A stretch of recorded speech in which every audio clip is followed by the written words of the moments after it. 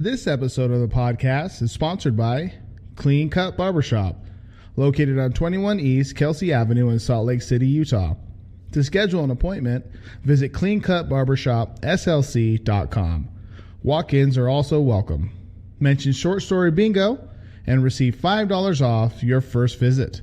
Now, on to the show! Ooh, that's a bingo! Is that the way you say it? That's a bingo. You just said bingo. Bingo! How fun! Episode 48. We are 2 away from 50, ladies and gentlemen. We are back. This is not season 2. This is season now. My name is Nate Chacombe III, and if this is your first time, welcome. If it's not, then the retention program is working. What I do on this podcast is I read glorified stories from authors that you might not have really heard from. So we are back ready to rock and roll with you guys. I got my old studio set up, so everything's gonna be good.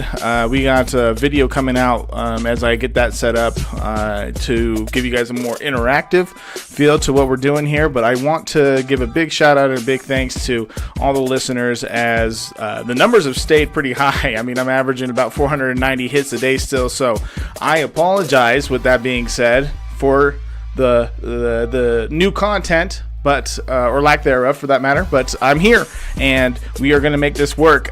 With that being said, the outpour and reach has been incredible. I certainly appreciate everyone that has said hello and asked how the podcast is going, so on and so forth, to make sure that things are staying in order. So you guys are the true champions and the true real ones that have made everything possible for me to keep moving forward. With that said, let's give a big shout out to yourselves. That's a clap.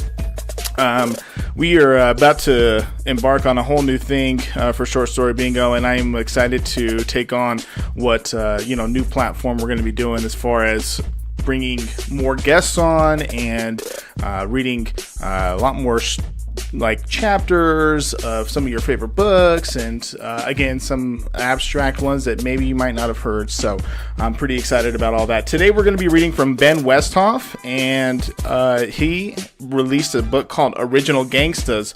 I strongly recommend this book, and the link is going to be in the description. It's Tupac Shakur, Dr. Dre, Eazy E, Ice Cube, and the birth of West Coast rap. And it's one of those books that's pretty it's very relentless in its storytelling and how the picture is actually told. I know some of you guys have maybe watched the NWA movie, and that's certainly a good idea of what you might get with this book, but there's certainly a lot more that went on. So this book gives an idea to how that certainly happened. So I strongly suggest it. Original Gangstas by Ben Westhoff. Big shout out to the countries. Top 3. Can't make it up. The United States, Sweden, and the United Kingdom. Shout out. I don't know how Sweden keeps getting in there, but to my Swedes, what up? And then, of course, to the top 3 states, and it's resounding. Massachusetts is number 1, Utah second, and Connecticut is third. So thank you guys so much for all the listening and keeping it live with me and on the as we continue to roll here. With that said, it's time for our random Twitter followers shout outs, and today goes out to Vicky Toback at VTOBAK. She is the author of a new book that just came out, and curator of Contact High, A Visual History of Hip Hop. It's an incredible book. I just interviewed her for the KRCL 90.9 FM show that I co-host with Keith McDonald, the Friday Night Fallout show. So that interview will be coming out, but she was a pleasure and certainly deserves your follows at VTOBAK. Wonderful person, and absolutely someone that has dived, in taking on the hip hop culture and really moved with it. So without further ado, with all that being said, episode 48 is in full effect. Short Story Bingo. It comes to the intro song. Yeah.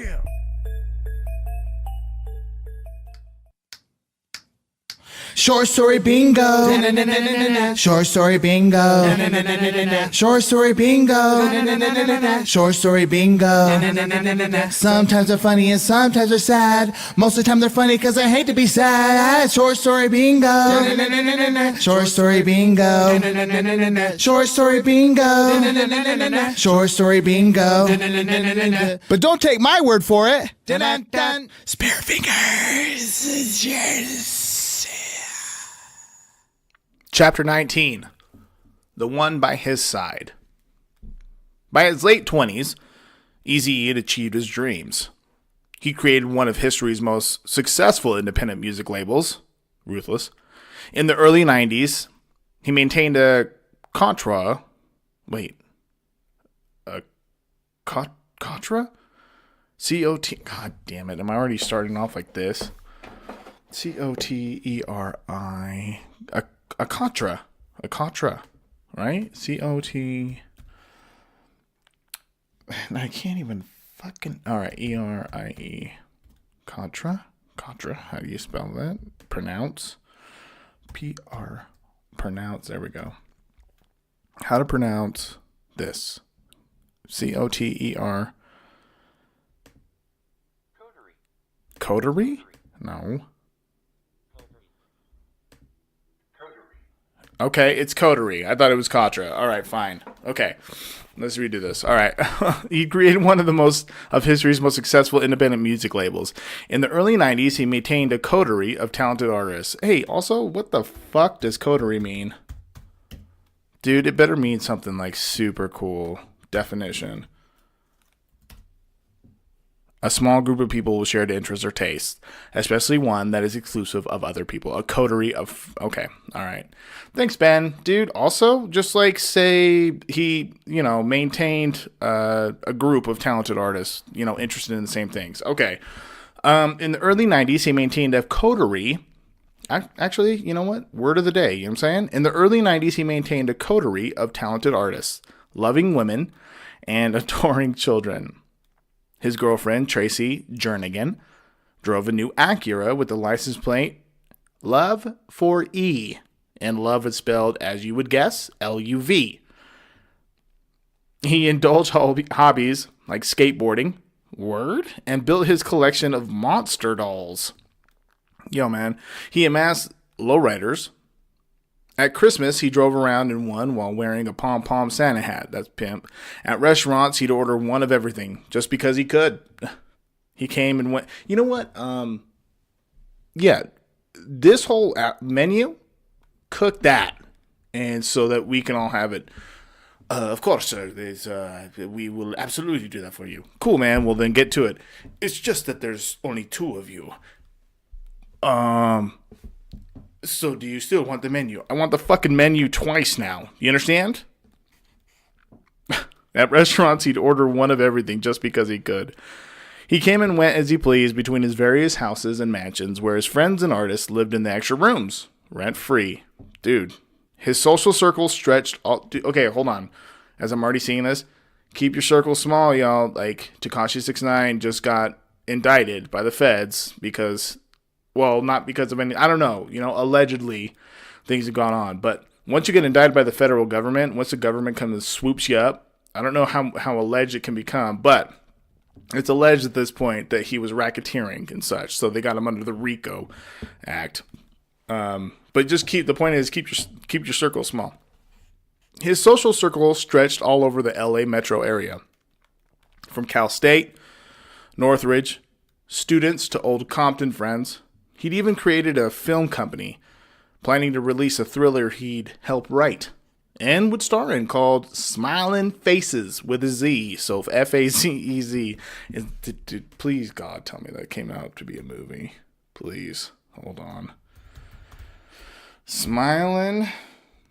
Also, we're in the new studio, dude, and it is super dope. Okay, so Smiling Faces movie. Did this become a thing, dude? No, Smiley Face? Yeah, it never came out. Okay, so Smiley Face is a comedy, apparently. I don't know. There's a smiling... Nothing. I don't know. I don't see it. Okay, so, but anyway, so he'd even created a film company planning to release a thriller he'd helped write and would star in called Smiling Faces. Most everyone who knew Eazy remembers him fondly. He treated us like princesses from the moment we met him, said JJ Fads. Oh, wait, hold on. Let me go back because that's a chick. Oh, my God. That was bad. I just did MCJB as a dude, and that's terrible. Okay. So, and most everyone who knew Eazy remembers him fondly. He treated us like princesses from the moment we met him, said JJ Fads MCJB. He was like, do you need anything? Do you need any money? As his success mushroomed, he became increasingly generous.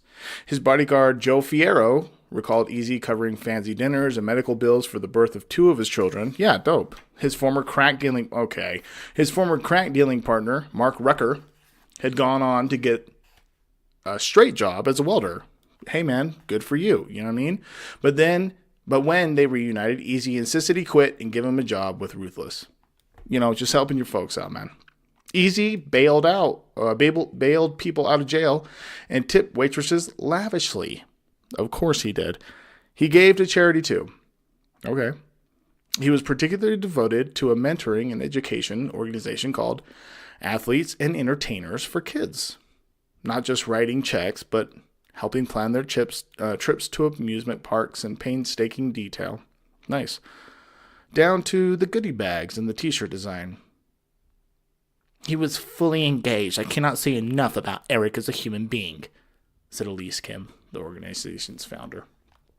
His friend, Jada Pinkett, now Smith, attended some of these events with him, sporting head-to-toe denim. Hey, check your fucking wardrobe. Kim believes they were dating. They were like college kids, she said. Cherise Henry, Eazy's assistant, remembers Eazy having a crush on Pinkett. She was short, little, and light-skinned, and that's what he likes. And that she was an aspiring rapper with a demo tape who hoped unsuccessfully to sign to Ruthless. Pinkett did not respond to a request for comment. Duh, dude. With his own children, by 1994, he had 9. Hey, man. Fucking what, dude?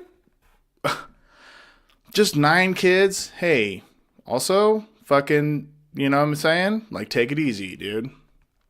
But also, if you're taking care of all of them, you know, that's fine too.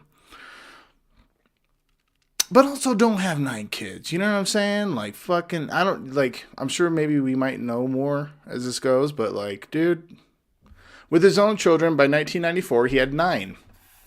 Eazy was usually generous. Usually. I love that part. And with their mothers as well. Christmases were ridiculous, said Henry, recalling how he would fill trucks with bikes, toys, and clothes for his kids. That's what's up. He was also involved in numerous child support cases. Okay. In 1993, he was ordered to pay. Oh, right. Here we go. In 1993, he was ordered to pay $58,000 annually to the mother of his 2-year-old Nebraska-raised daughter. Hey, why do you got to? And what a prosecutor called the largest the largest child support order handled by the Los Angeles District Attorney's Office. Having shot ahead in his baby race with his friend Mark Rucker. Oh shit, that's right. They had a baby race. He had a bet with his friend Mark about having more kids than him, and they were like racing for it. What was the prize? Oh man, this is bad. Let's see. Dude, this is bad, but I'm legit just googling Eazy E versus Mark Rucker.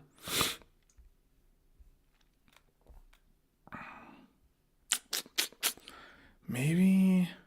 Okay, cool. Let's slow it down a little bit so I can go on fucking Google. All right, so yeah. Anyway, they definitely had a wager or what have you. Okay. Having shot ahead in his baby race with his friend Mark Rucker, he now had a new goal. He would say, "I want a football team," said Cherie. Oh, Jesus, it's a chick again. God damn it. He now had a new goal. He would say, "I want a football team," said Cherise Henry. Jerry Heller, And if you guys know who Jerry Heller is, he was the original owner of Ruthless Records. Passed away. When did he pass away? In 2016. September 2nd, one day before my birthday. Didn't know that. Okay. But he was the music manager for NWA. And so, yeah. Anyway. So, Jerry Heller helped handle Eazy's... Jerry Heller helped handle Eazy's child support payments and scheduled paternity tests. How, dude? He always had so many girls around him, said Rebecca Armstrong, a former Playboy playmate who appeared on the cover of Ruthless Act Penthouse Players Click album, paid the cost. It didn't seem he had any preference, all sorts of different colors, races. Armstrong said she resisted Eazy's advances. Okay. Why? Not sure why you had to throw that in there. From time to time, Eazy found himself in legal hot water. Did he now? Okay. Usually for traffic incidents. Okay, man, fucking, don't speed. Reckless driving, driving with a suspended license. But sometimes for more serious charges. In 1993, he pleaded no contest to charges of battery and theft. The details are unclear.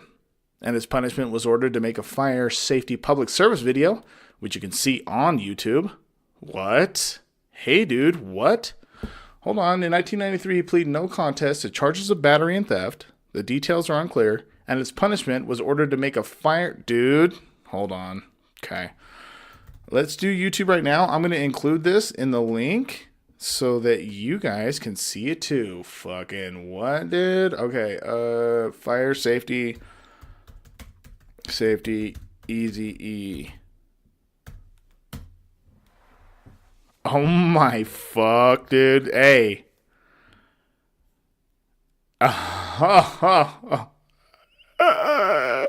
No. Hold on.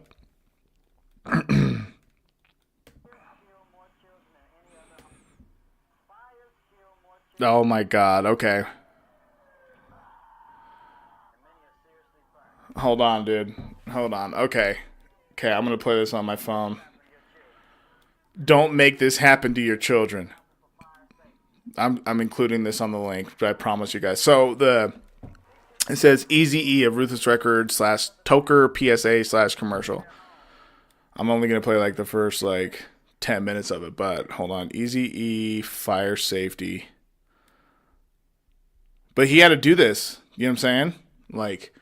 So he in 1993 he pleaded no contest to charges of battery and theft. The details are unclear, and his punishment was ordered to make a fire safety public service video. Cool, man. All right, well then I'll fucking do that.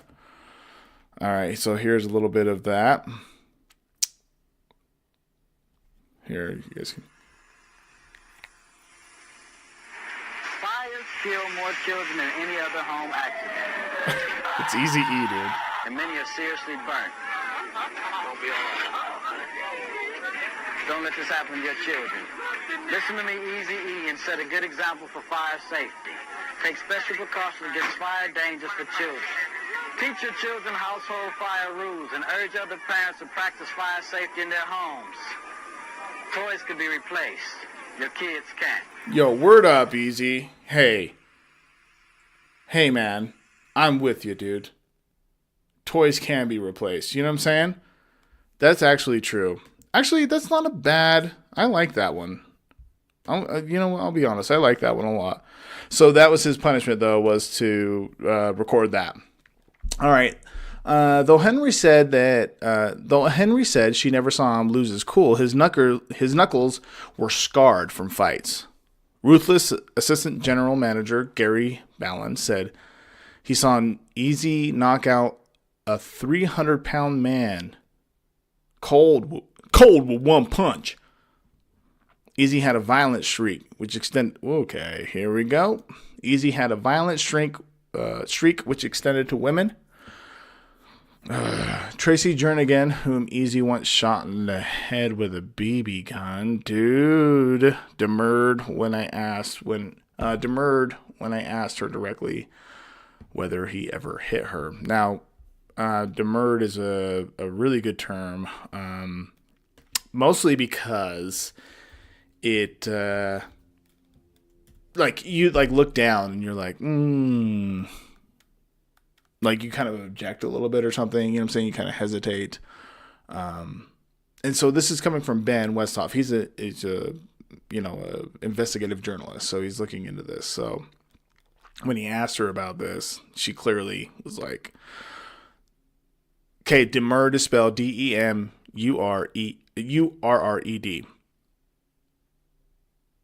Okay. So, whom Eazy, dude, okay. So Eazy had a violent streak which extended to women. Tracy Jernigan, whom Eazy once shot in the head with a BB gun. Dude, that's fucking intense. Demurred when I asked her directly whether he ever hit her. We had a real volatile relationship, she said. When you keep going through all the craziness and two people can't stay away from each other, it's just some kind of strong love. Lisa Johnson, the mother of 3 of Dr. Dre's children, who said Eazy beat her in Compton and sent her to the hospital before a planned trip to Magic Mountain. Surprisingly, didn't have much bad to say about the Ruthless Records founder. He was a sweetheart, she concluded. Eazy's pagers and cell phones were always going off, and he never got much sleep. He ate out constantly, junk food usually, or maybe a plate of fettuccine Alfredo. It's impossible to imagine living in this world. Is it really? Because, I mean, one with seeming, it's impossible to imagine living in this world. One with seemingly everything you ever wanted, but also constant stress. Look, man, money only takes away the stress of like next week type of shit. You know what I'm saying? Like, or next month type of shit, or like next year type of shit. That takes, and that's a good amount of stress to take off of you, right? But money is definitely not like, it doesn't, look, I have not, and this is like a running joke or whatever, but like, I'll never meet, like even when I have money, like good money or whatever, I'll never like complain that I can rent like a jet ski or something or whatever the fuck. But if I had a jet ski and if I had like toys and stuff like that to be able to just go out, I would never complain about that. But money doesn't, and you guys know this, but like, it's not the, the equivalent of your mental health and stuff like that. Like, there's a quote, it doesn't matter, but like the quote basically says, and I'm paraphrasing here, that if you want to find out the true character of someone, give them, an immense amount of money, make them rich overnight type of thing. Money is a byproduct of a lot of your accomplishments, which is wonderful, but your character will always stand out as your prime moneymaker. And I'm not just saying that like to like, make some sort of envisionment or something, but like honest, like reading this, he ate out constantly, junk food usually, like that sounds regular to me. Or maybe a plate of fettuccine Alfredo. Dope. It's impossible to imagine living in this world, one with seemingly everything you ever wanted, but also constant stress. More money, pro problems. As a young hustler, he didn't drink or smoke weed. Cool. Because he wanted to stay sharp. But in the years following NWA's breakup, he gave himself over to these indulgences, shooting Jack Daniels and getting high constantly. He dropped big cash at strip clubs and hung out with porn stars. According to Jerry Heller's memoir, he encouraged his female group HWA. Hold on, dude. Hold on before I fucking... Dude. Hey, HWA. Okay, according to Jerry Heller's memoir, he encouraged his female group HWA. I'll wait for you to guess what it is. Go ahead, guess. 3, 2, together. Let's do it all together. 3, 2, HWA, 1. Hoes with attitude. Yep, they were a thing. Oh my God, they have a song too. Oh my God. No, they don't. Yeah, it's called Funk Me. F-U-N-K. Hold on. We're gonna get to it right now. Fuck this. HWA, HWA, Yo, he put out another group called HWA. Yo, you gotta look at. Oh my God, I should link this video too. Oh my God, it's so good. It's so good. HWA Funk, FUNK me. All right, let's see. Let's keep slowing down the podcast for looking up shit on my fucking phone. I hope you guys are having a good time, man. I know I am. And I hope you guys' Thanksgiving was good, right? Because that was it was good. Got a lot of food and what have you, you know. So yeah, that was fun. All right, here we go. HWA Funk Me. Hold on, but like, okay, let's do this one more time though, because this will be better. He dropped big cash at strip clubs and hung out with porn stars. Okay. According to Jerry Heller's memoir, he encouraged the female group HWA, Hoes with Attitude, to Sharon Stone, record executives, referencing the famous Basic Instinct legs uncross the scene. You guys remember that on Basic Instinct? If not, then go on YouTube and just search Basic Instinct crossing legs, and Sharon Stone like crosses her joint, and it's anyway. So here's HWA Funk Me.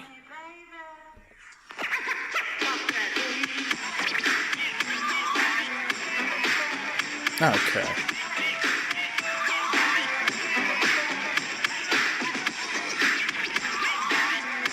Huge house party. Let me describe what's going on right now. Just huge house party, running mans, a lot of running mans. White dude doing a running man right now. Oh, this is beautiful.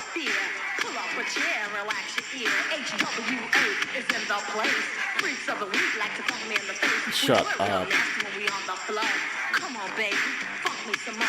Funk me in the front, funk me in the back. Now you're doing it. I like it like that. The dance is hot and the shit's in light. Don't worry about the steps because you're going to get it right. With our big old butts and tiny little waist. I can't say those words.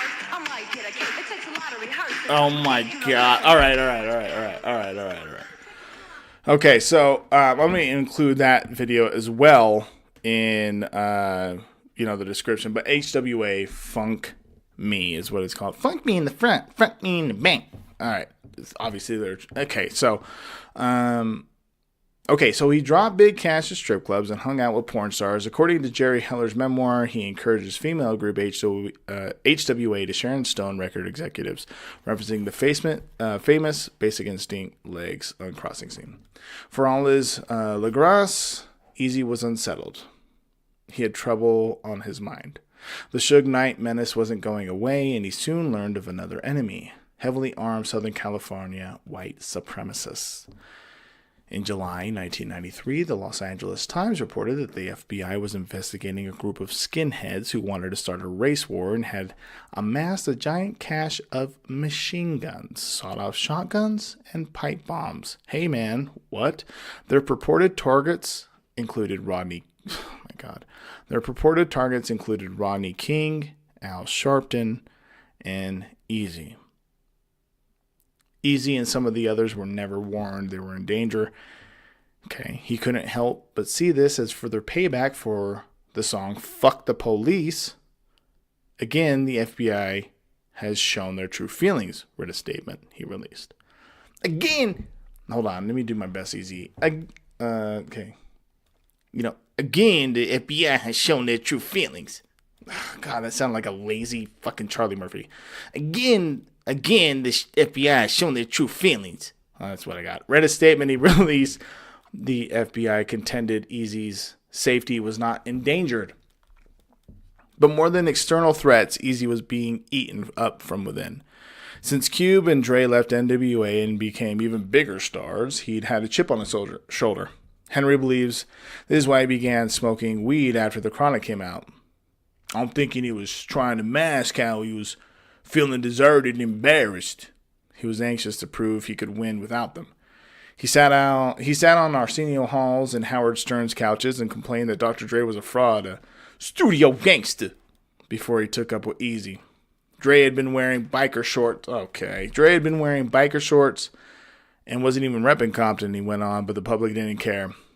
The Chronic was the bomb. Because it fucking was, dude. Dre's music spoke for itself. And his youthful indiscretions, if that's what you want to call them, didn't change that.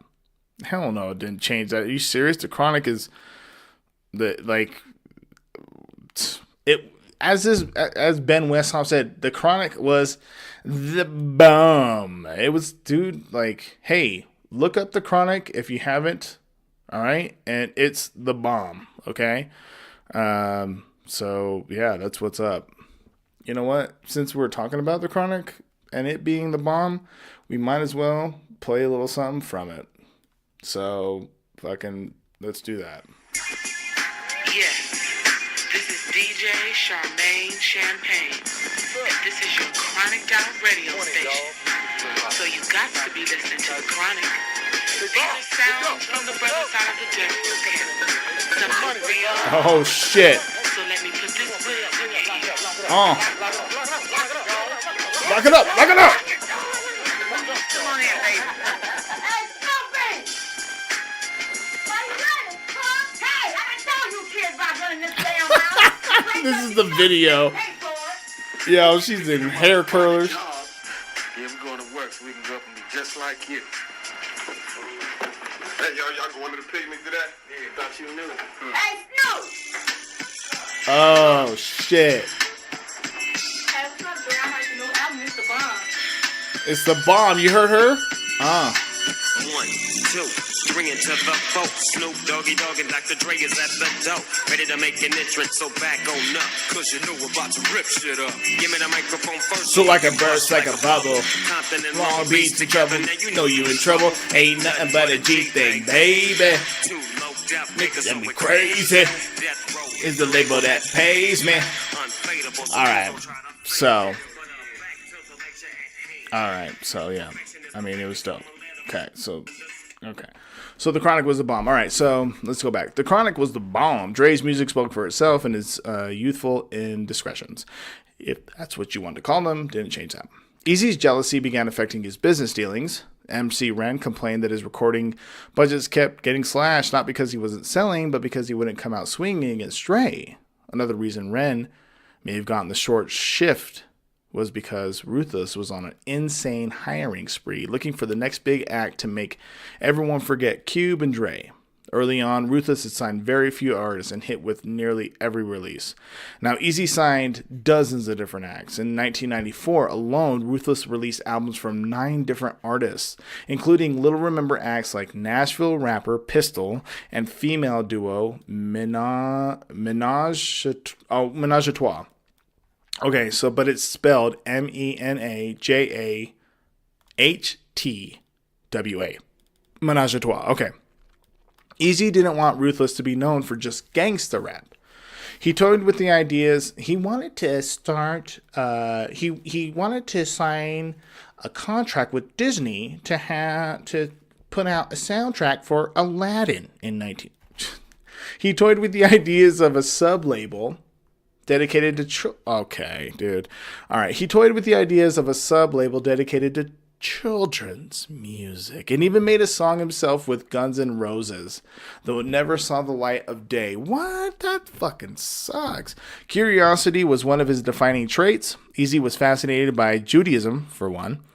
He'd stuck with Jerry Heller despite countless anti-Semitic insults and at his nephew Terry Heller's grandfather's funeral. Eazy wore a yarmulke. Tracy Jernigan was Jewish. Tracy Jernigan was Jewish and said the faith was very prevalent in her relationship with Eazy. He even signed a group called Blood of Abraham, a pair of early 20-something Jewish kids from the Valley.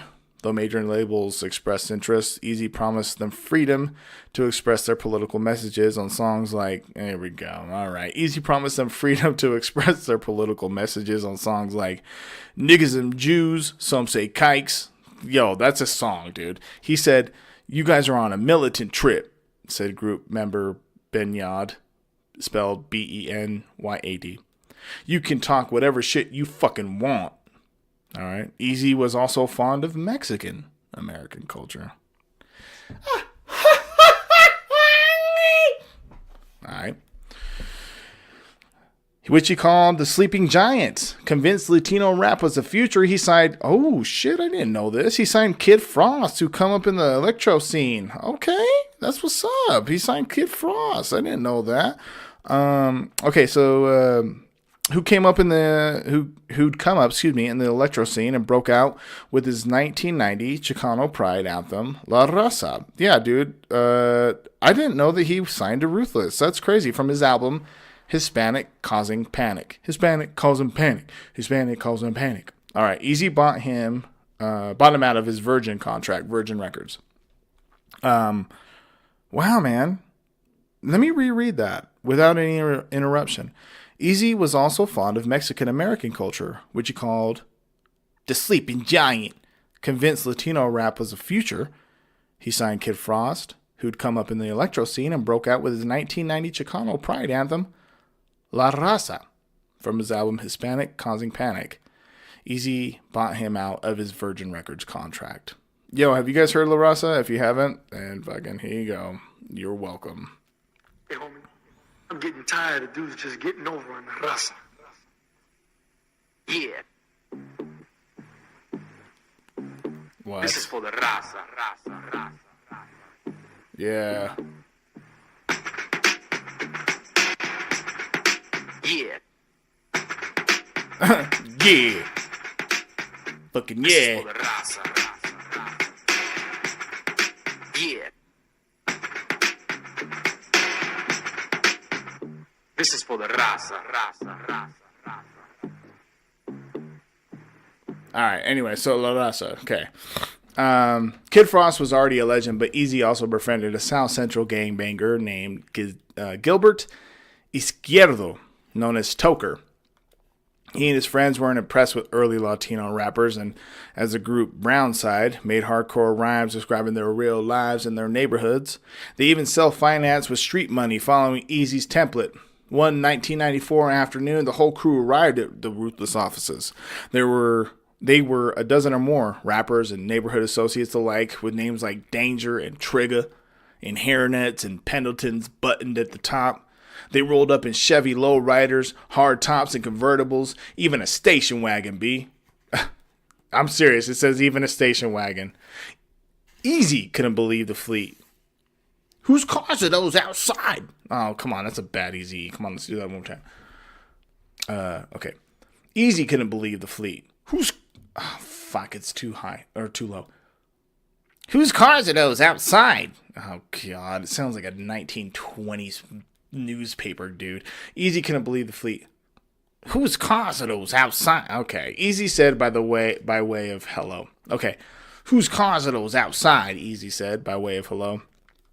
That's all shit, said Toker. These motherfuckers are nice, Eazy continued. You want to sell them? Toker declined, but let him hit the switches on a 61 Impala hardtop. He made it hop like a pro. Damn, fool, Toker said. They began chatting. Eazy knew their neighborhood. In South Central, he was involved with a woman from the 20th Street, he said, adding that she'd even talked up their affiliated gang, Eastside 13.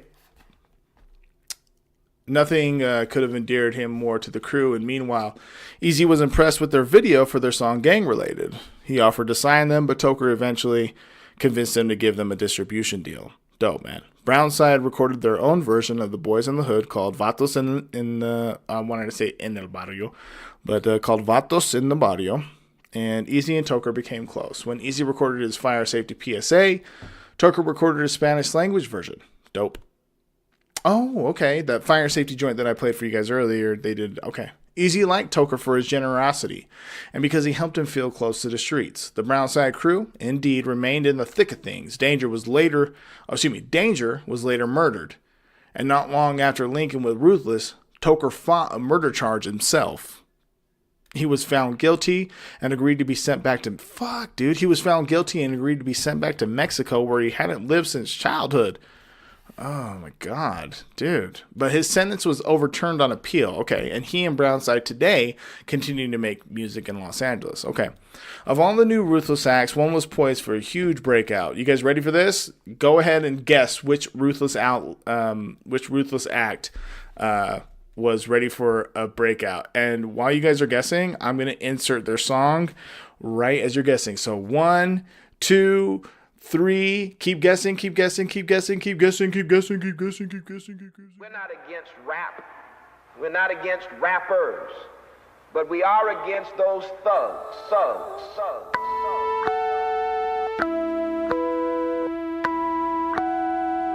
It's the thuggish ruggers ball. It's the thuggish ruggers ball. It's the thuggish ruggers ball. It's the thuggish ruggers ball. You're feeling the strength for the rump, step bump, hit a funk, get a jump. That's right.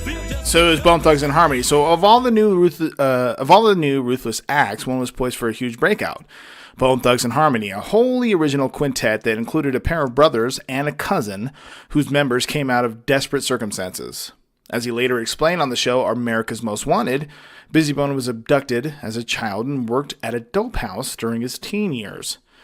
They exquisitely layered their parts and varied their tempos, switching back and forth between singing and lightning-fast rapping, a style learned because they spent so much time together that they all memorized each other's parts, which is super dope to think about, dude, like, because of how, like, in tune you might be with someone that's like, super prepared, like, always, and it's also, like, inherent because you guys have just been doing it all the time.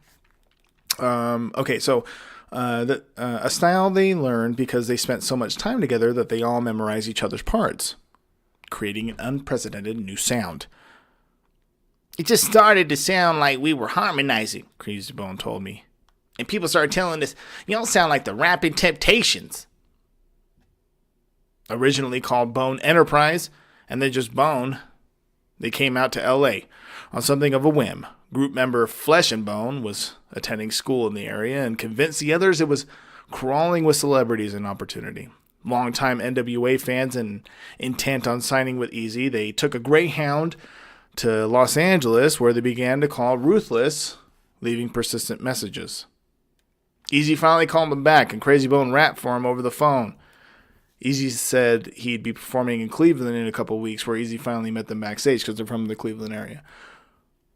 Were you the dudes rapping on the phone? He asked them, to which they responded affirmatively. I want to work with y'all, Eazy went on. When are you trying to leave? Immediately, they responded. Bone Thugs single-handedly reinvigorated Ruthless Records. They gave Eazy nostalgic pangs of himself and his group when they were younger. Crazy Bone said that when one of the group members got up to use the bathroom, the other four followed. Damn, B. Yo, what the fuck also? Man, if NWA would have been as tight as y'all, nobody would never came between us. Hey, also, nobody would have ever came, dude. Like, what the Hey, I'm going to the bathroom. You guys wait here. I know that we're close and we all harmonize together and we have Temptation songs together and stuff, but like I'm going to the bathroom for myself, okay? So don't fucking follow me. Dude, let me reread that. Bone Thugs single-handedly reinvigorated Ruthless Records. They gave Eazy nostalgic pangs of himself and his group when they were younger. Crazy Bone said that when one of the group members got up to use the bathroom, the other four followed. Dude, I have a problem with that. Man, if NWA would have been as tight as y'all, nobody would have never came between us, Eazy told them. As with Brownside, Eazy felt he understood them because they came from the streets, but they were incredibly raw. Upon arriving in the Valley to record their 1994 debut EP, Creeping on the Come Up, they partied their young brains out and were kicked out of countless hotels. The guys could spit fast and tell street stories, but Eazy and their producer DJ Unique crafted them into something slower and darker, bordering on horrorcore, combining creepy voices and chanting with lyrics about dark spirituality and Ouija boards. Based on their early song Thugs and Harmony, it was Eazy's idea to add the Thugs and Harmony to their name. Their brash, madcap personalities were captured on the debut, which produced a huge single, Thuggish Ruggish Bone, which I played for you guys, and sold 4 million copies. Tamika Woods met Eazy E at an LA club in 1990. She wasn't an adoring fan, in fact. He had to talk her into a date. Just based off of image, I thought he would be kind of disrespectful, she said. But he impressed her with his manners and interesting conversation and soon won her over. Like Eazy, she hadn't had much handed to her in life. Reportedly, Shuttling between parents and living for a time in a foster home, she raised a child as a single mother, and at a young age, when she was broke, posed nude for a magazine. Okay. Hey, man, make your money. I've had a Vanessa Williams experience, she said. Excuse me. Sorry. God damn it. All right. Okay, she said. Okay, so I've had a Vanessa Williams experience, she said. But she worked to lift herself, attending a pair of LA community colleges. All right. And in 1989, landed a job as a secretary for Taboo Records' Clarence Avant, a music industry luminary who has worked closely with Quincy Jones and Jimmy Jam and Terry Lewis. Avant took over as Motown Records chairman in 1993, and Woods went with him. She's beautiful and she's ruthless and she's bright, said Avant. Woods and Eazy vacationed in Hawaii and had a baby boy together. Eazy moved her first into his Woodland Hills house and then into a Topanga home not far from Calabasas. Short and light-skinned, wearing ponytails and toting Gucci purses, she was smart and serious, known to give as good as she got it. She laughed at him because he was afraid to open his sunroof on their first date. That's weird. She wasn't his only woman, but perhaps owing to her music industry background, Woods seemed to have had his ear to an extent when it came to business matters. I could not reach Woods for comment for this book. I was indirectly doing things for Eric and the company, she said. Eazy's ghostwriter, Dirty Red, who was close to him in this period, downplayed Woods' influence. Eazy never told me and Tamika are thinking about doing this, or me and Tamika are thinking about doing that, though he admitted, I don't know what the deal was behind closed doors. Some speculated it was she who helped drive a wedge between Eazy and Jerry Heller, whose relationship began to disintegrate in late 1994, the NWA biopic Straight Outta Compton, which we talked about at the beginning, for which she is credited as a producer alongside Dre and Cube and others, portrays her going through company books and looking for evidence of Jerry's malfeasance. I think that toward the end of 1994, a lot of people were in Eazy's ear. Jerry's doing this and Jerry's doing that. He's charging you too much and he's making more than you are, Heller said. Rapper Stefan said things were very awkward during this time and that when Heller left the premises, Eazy would scamper into his office and close the door. Jerry would be like, "What's up with your little buddy?" And I was just like, "I don't know." What the Heller's role at Ruthless was more than just that of a traditional artist manager. He'd also been an investor in the company, putting up his own money to get it running. Word, man. While Heller has never been found liable for any financial improprieties at Ruthless, some people who were close to the situation came to believe he was stealing, alleging there existed a bank account he shared with Eazy, and he was excessively drawing from it. When I was told from Eazy, from his mouth, is that Jerry Heller put him $2 million in debt, and that's why he was done, said Dirty Red. BG Knockout recalled BG. Okay, dude, I'm not okay. BG Knockout recalled a time when Eazy showed him company documents. He had records from where money was missing from the label. Millions of dollars that he said Jerry was stealing from him. And Jerry was sending him idle threats, faxes and stuff like that. Crazy Bone also said Eazy claimed Jerry was robbing him. Other insiders defend Heller. He never told me Jerry was stealing from him. He always told me he know where his money was, said Eazy's assistant Sharice Henry. Hey, also, Sharice, say knew, not know. Unless that's what Eazy said. So this is what Sharice said. He never told me Jerry was stealing from him. He always told me he know where his money was, said Eazy's assistant Sharice Henry. Hey, I'm sure that Eazy had better... Okay. Jerry was always Eazy's prosecutor, Toker told me. adding that Eazy nonetheless blamed Jerry in part for Cube and Dre's departures. Obviously, because Cube left because Jerry Heller wasn't putting anything inside of his contract that, well, not putting anything, but he left out a lot of, money in Ice Cube's contract. Thus, Ice Cube created a rift, as he should have, to make sure that he was getting paid what he should have been paid based on the contribution he was doing artistically and musically with the group NWA. And then Dre, and as you guys all know this as well, and if not, then here it is, that Dre ended up leaving because of interactions between him and himself, or between himself and Eazy E, and Jerry Heller, in trying to get said monies as well to make sure that the group stayed afloat, and that Dre was getting paid for his contributions musically to the group. And it, like, Jerry Heller, like, made it a thing. Like, it was... I want to, like, be able to, like, put Jerry Heller in a deeper light that puts him in a place where it's like, yo, man, you were kind of a terrible person, but, like, it's the business. And I can't even imagine today, 2018, and we're talking about like 1992,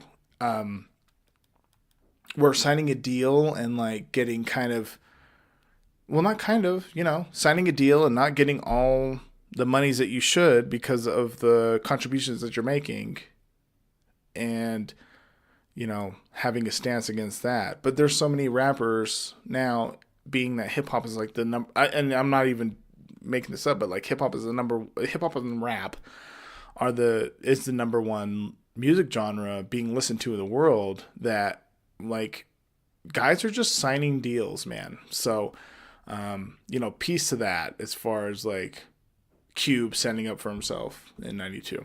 Anyway, others insiders defended Heller. He never told me Jerry was stealing from him. He always told me he knew where his money was, said Eazy's assistant, Sharice Henry.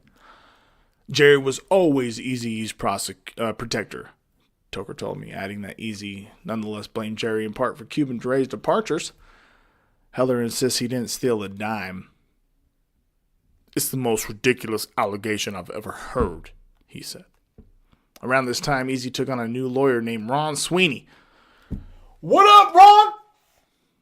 Who was an acquaintance of Woods. Tracy Jernigan believes he and Woods worked to turn Eazy against Jerry. Okay, others point to the influence of Mike Klein, who'd been brought on to run security at Ruthless after Suge Knight's intimidations, and was later promoted to Director of Business Affairs. The way I saw it, hold on. The way I saw it, Klein was wedging Jerry out of the picture, and Tamika was wedging Jerry out of the picture, Gary Ballin said. Sweeney did not respond to a request for comment, and multiple attempts to reach Klein for this book were unsuccessful. Whatever the case, in early 1995, after nearly 8 years of partnership, Eazy and Heller parted ways. The latter said he received a letter ending their relationship that February, but doesn't believe Eazy was in his right mind when he wrote it. One person in particular was happy to hear this news. Ice Cube. Mine, nigga, get back. In late 1994, he and Eazy, who'd already reconciled, ran into each other at the New York nightclub, The Tunnel. Hey, man, change the name, dude. Eazy was in town promoting Bone Thugs and Harmony, who appeared on Yo MTV Raps, which is super sick, dude. Just fucking YouTube Yo MTV Raps for a bunch of dope freestyles and live-ass performances. It was a cold night, and though he just bought the group members' black leather jackets, he opted not to wear his own. We told him, man, you're going to freeze to death out here, plus his Jerry curl was wet, Crazy Bones said.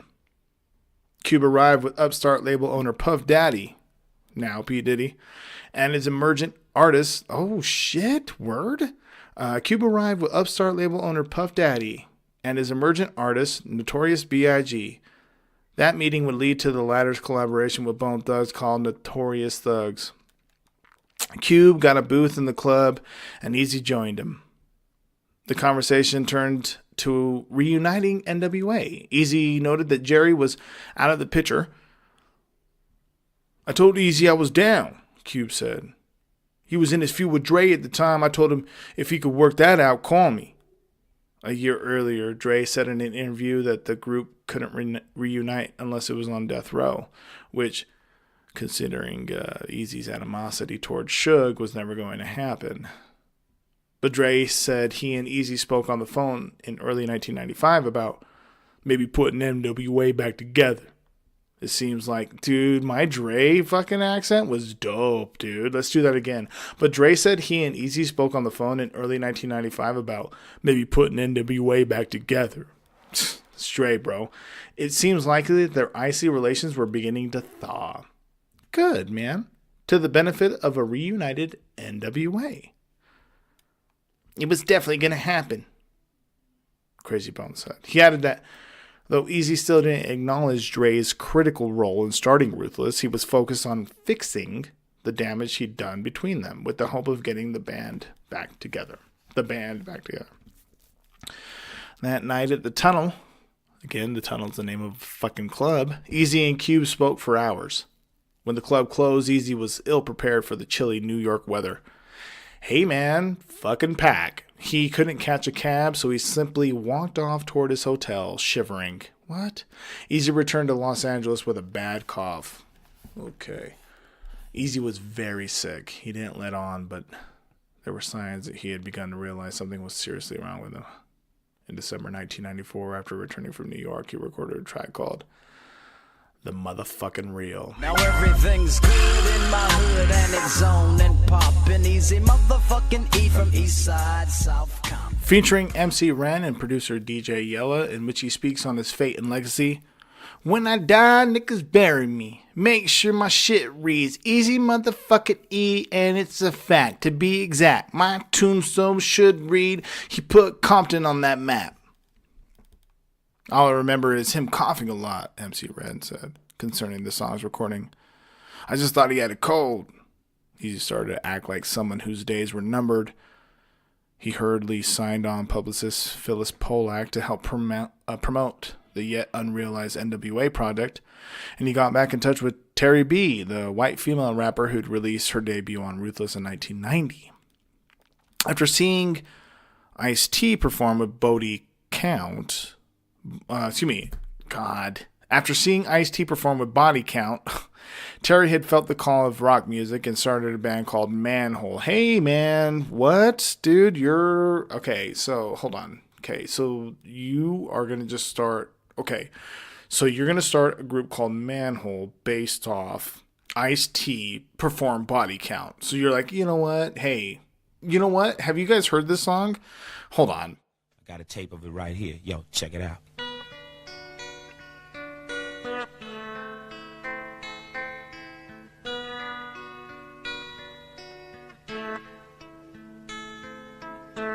You know, sometimes I sit at home, you know, and I watch TV, and I wonder what it would be like to live someplace like, you know, the Cosby Show, Ozzie and Harriet. You know, where cops come and got your cat out of the tree, all your friends died of old age. But you see, I live in South Central Los Angeles, and unfortunately, shit ain't like that!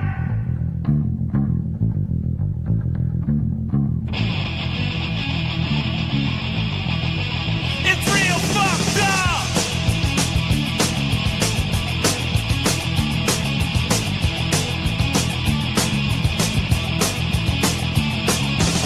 Goddamn, what a brother gotta do to get a message through to the red, white, and blue. What I gotta die before you realize I was a brother with open eyes. The world's insane while you drink champagne and I'm... Okay, so that's the joint. All right, so after seeing Ice-T perform with Body Count, Terry had felt the call of rock music and started a band called Manhole, but Eazy wasn't with it, and her rock dreams remained in limbo.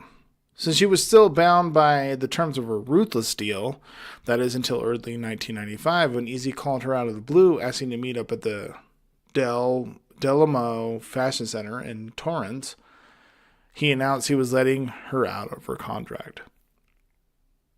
That day was life-changing for me because it allowed me to go on with my life, she said. It was almost like Eazy was attempting to make amends. One important relationship, however, had hit a snag.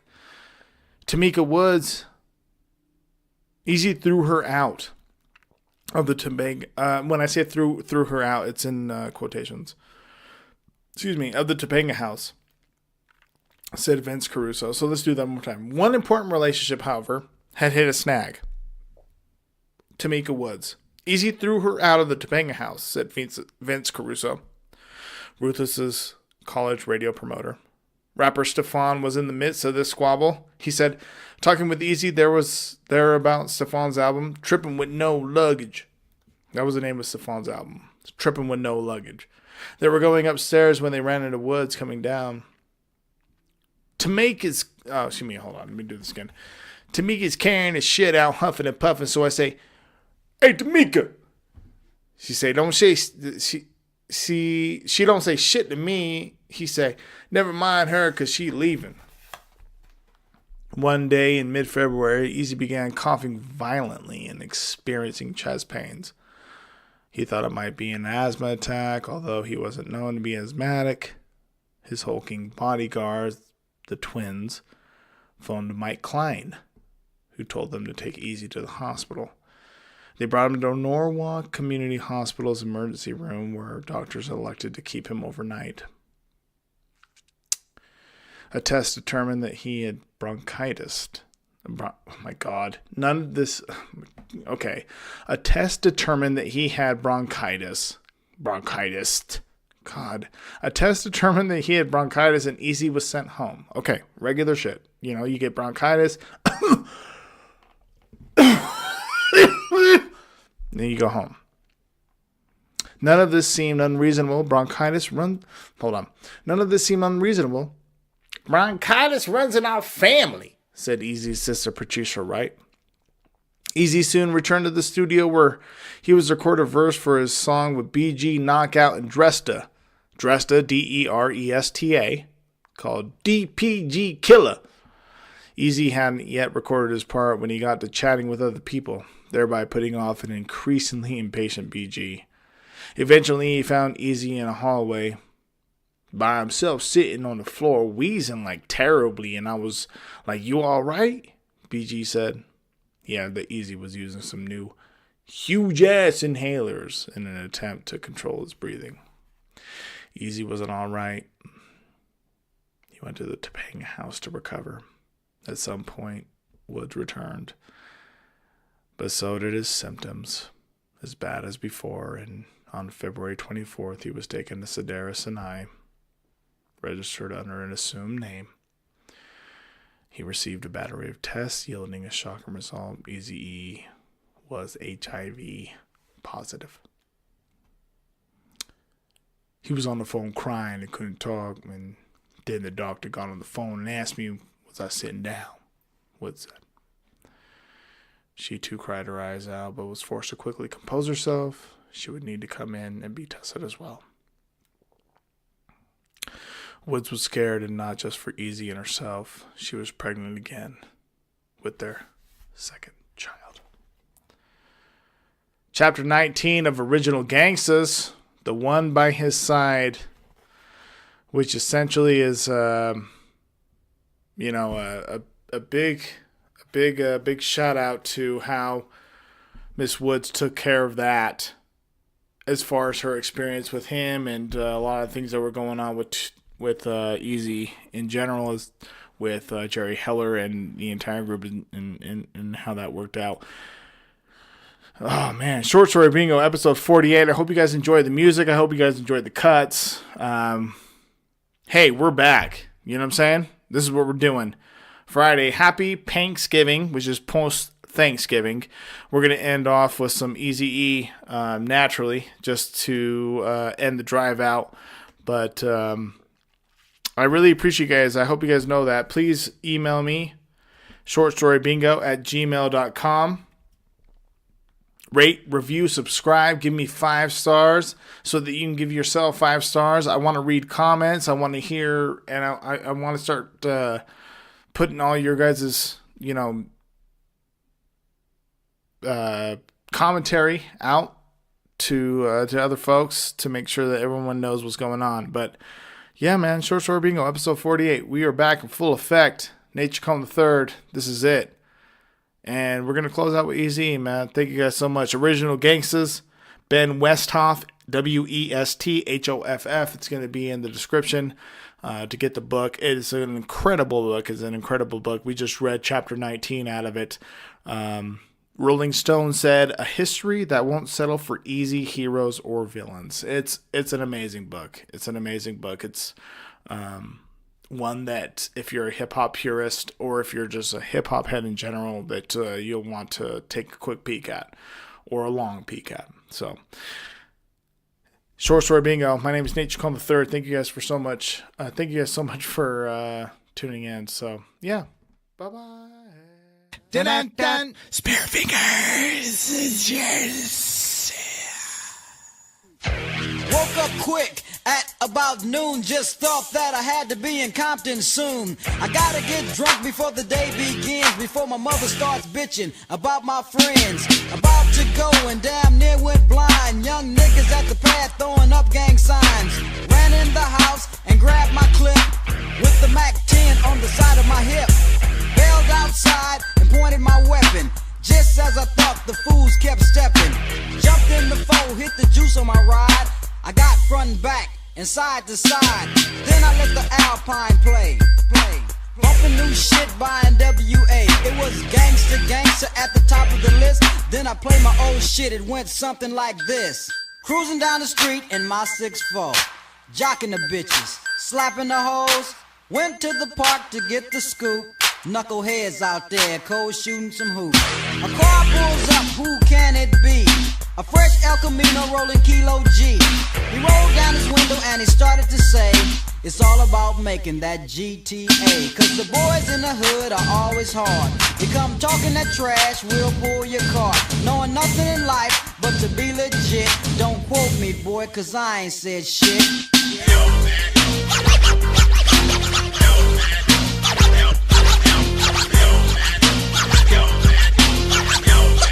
Get the fuck out!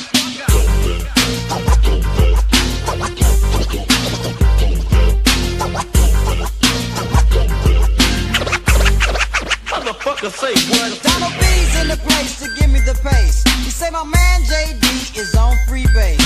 The boy JD was a friend of mine till I caught him in my car trying to steal an Alpine. Chased him up the street to call a truce. The silly motherfucker pulls out a deuce. Little did he know I had a loaded 12 gauge. One sucker dead, LA Times front page. Cause the boys in the hood are always hard. You come talking that trash, we'll pull your car. Knowing nothing in life but to be legit. Don't quote me, boy, cause I ain't said shit.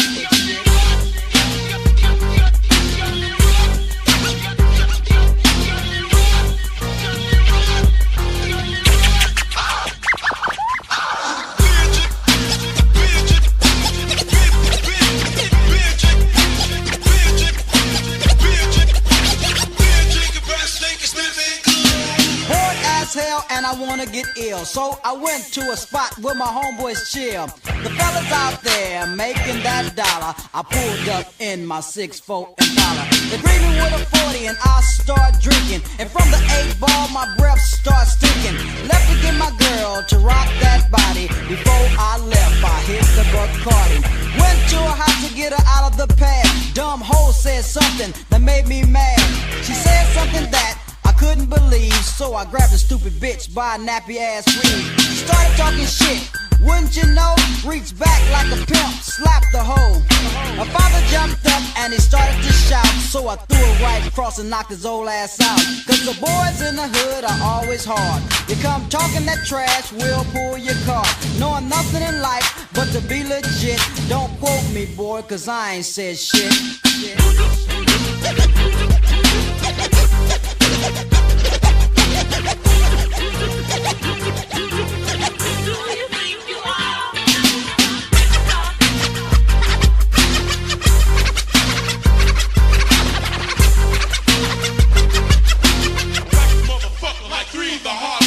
I'm rolling hard now under control. Then wraps the 6'4" around a telephone pole.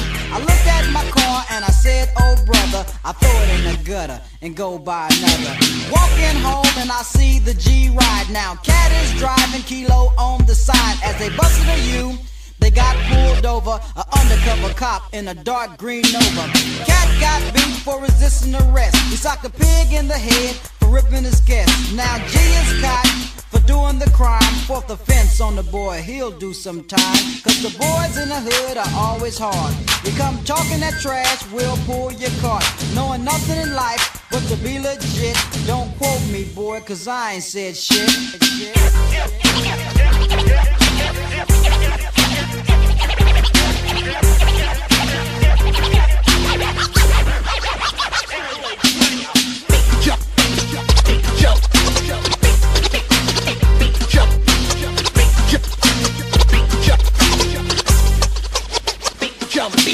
I went to get them out, but there was no bail. The fellas called the riot in the county jail. 2 days later in municipal court, Kilo G on trial, cold cut a foot. Instruction of the court, said the judge. On a 6-year sentence, my man didn't budge. Bailiff came over to turn him in. Kilo G looked up and gave a grin. He yelled out fire. Then came Susie. The bitch came in with a submachine Uzi. Police shot the bitch but didn't hurt her. Both upstate for attempted murder. Cause the boys in the hood are always hard. You come talking that trash, we'll pull your cart. Knowing nothing in life but to be legit. Don't quote me, boy, cause I ain't said shit. Yeah, I kicked a little ass, but that was a blast from the past, motherfucker. Busy